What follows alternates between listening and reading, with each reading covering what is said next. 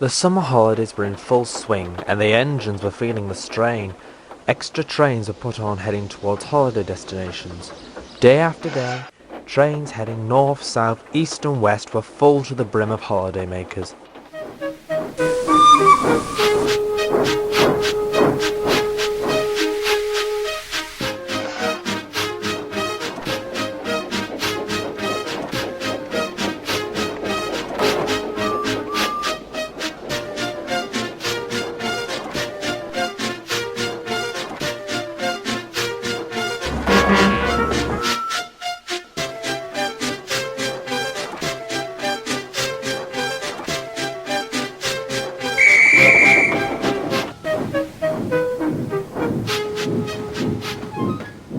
The blistering heat was delaying trains, and engines who worked on different regions would all too often blame the Euston engines. "Late again, mate," remarked a J39. "You better watch what you say, mate," retorted William. He was hot and bothered and in no mood to be hassled by a freight engine on passenger duties. He glared at the engine as he watched it depart. "Huh, if looks could kill," commented the J39. William gritted his teeth.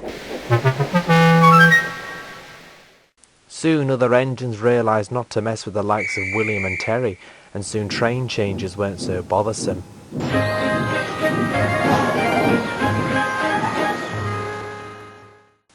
As the temperature was finally dropping, the engines were able to relax and cool down in the sheds that evening. Most of them had had to deal with holiday traffic, and were all talking about them. They were interrupted by the shedmaster. "The railway board have discussed ways in making holiday travel more comfortable for passengers. So tomorrow, some services won't have train changes, they'll have engine changes," explained the shedmaster. William groaned. "What about making our lives more comfortable?" grumbled William, still in a temper over his clash with the J39. "Oh, come now," puffed Ivert. "It's our duty to make train travel more comfortable for passengers. It is their holidays after all. And at least we'll be able to have a short rest without having to worry about our coaches," added Terry. As the shedmaster left, William began to come round to the idea, but contemplated if the engine taking over the train would be more understanding than others he'd had to deal with before.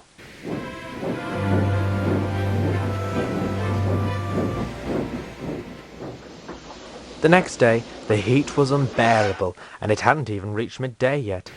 William backed down onto his train. "Where's this one going?" he asked his driver. "Blackpool," replied his driver. "Lucky beggars, wish I was going to the seaside."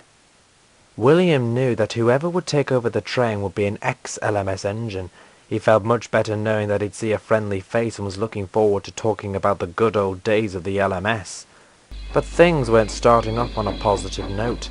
When it was time for William to depart, he struggled to pull the heavy train out of the station.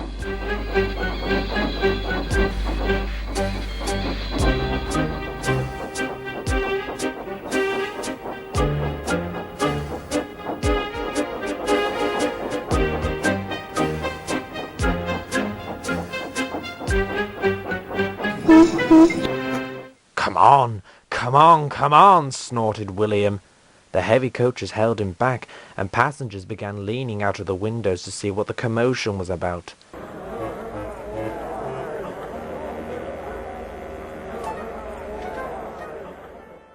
Jimmy was placed at the rear of the train and gave William a push. It wasn't long before William's wheels gripped the rails and he was away. "Phew," puffed Jimmy. "Rather him than me. That was heavy." William tried to make up for lost time, but to no avail. He panted wearily into the junction. A black 5 was waiting for him. "What time do you call this?" grunted the engine. "You must be a very lazy engine." William was out of breath and red in the face. Before he could say anything, he was uncoupled and ran onto a siding. There, the black 5 took the train and rumbled away.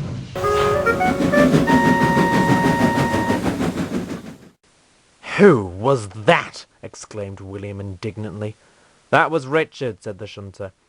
"Well, when I see him tomorrow, I'm going to give Richard a piece of my mind." The next day, things once again didn't go according to plan. William was eager to depart and get to the junction before Richard. As he waited for the passengers to board, Ivor clanked into the station. Moments later came the alarm from the station master. "Sparks from Ivor to set the line side ablaze. All traffic must be halted until it's put out," announced the station master. "A bright spark you are," huffed William. Ivor felt quite embarrassed. When the fire was out and the line safe, William finally got underway, but now he was very late. William rushed into the junction feeling exhausted, but he was shown no sympathy. "British Railways is expecting me to arrive at my destination on time. We're late because of you."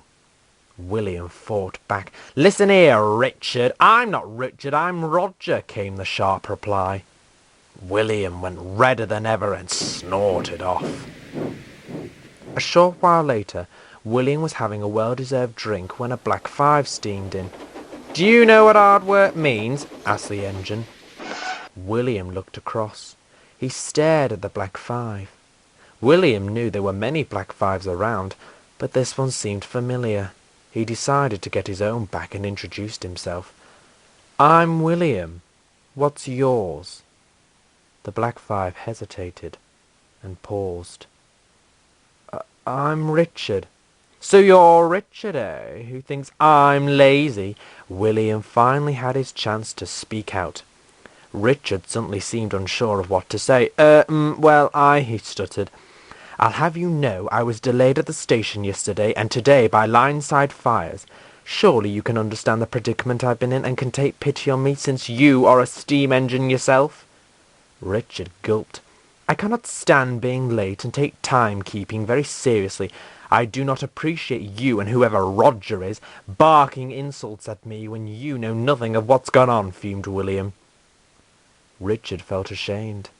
There was an awkward silence until Richard muttered a quiet apology. William grudgingly accepted. "Oh, Roger, did you say?" puffed Richard. "He's my twin. I'm sure he'll say sorry." "I should think so too," sniffed William, and triumphantly steamed away to the sheds.